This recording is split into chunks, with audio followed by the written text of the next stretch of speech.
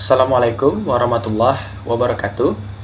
Salam sejahtera untuk kita semua.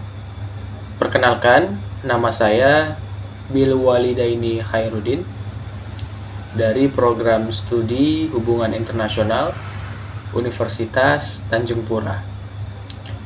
Pada kesempatan kali ini, saya akan menjelaskan materi mengenai persepsi sosial, sekaligus menganalisis beberapa contoh kasus yang ada dalam materi perkuliahan tersebut.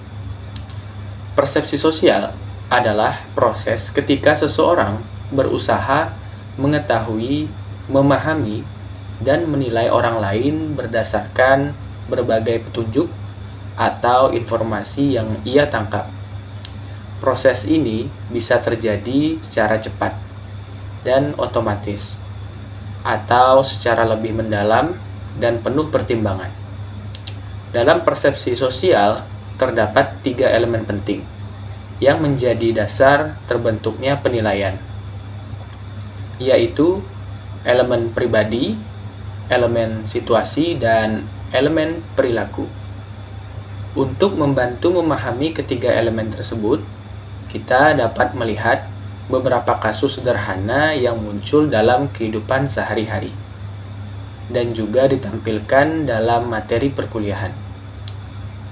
Kasus yang pertama adalah seorang siswi yang pulang sekolah dan dijemput menggunakan mobil yang mewah.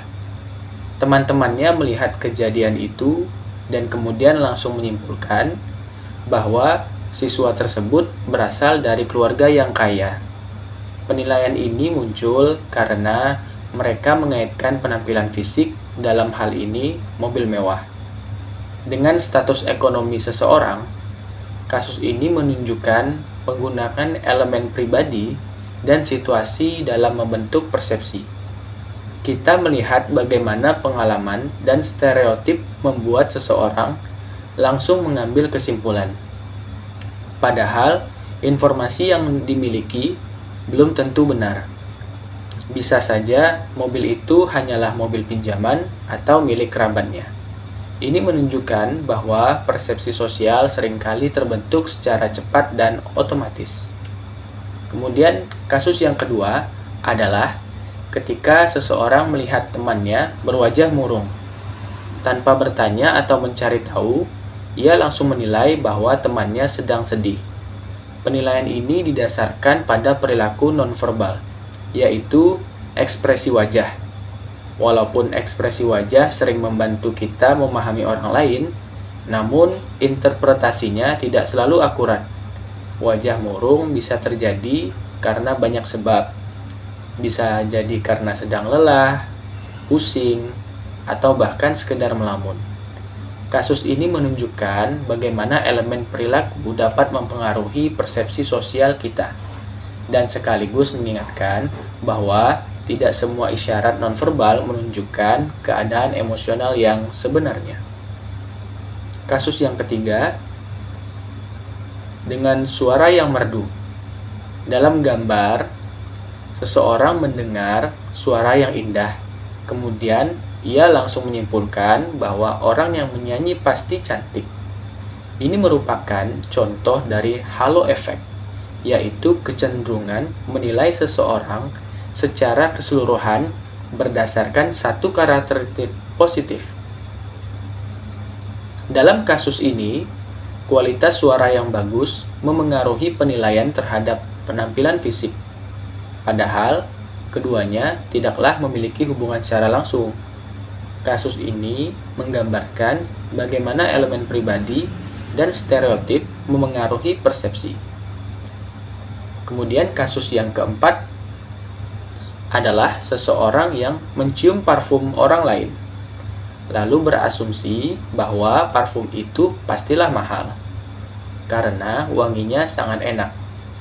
Persepsi ini terbentuk berdasarkan pengalaman pribadi atau asosiasi yang sudah tersimpan sebelumnya.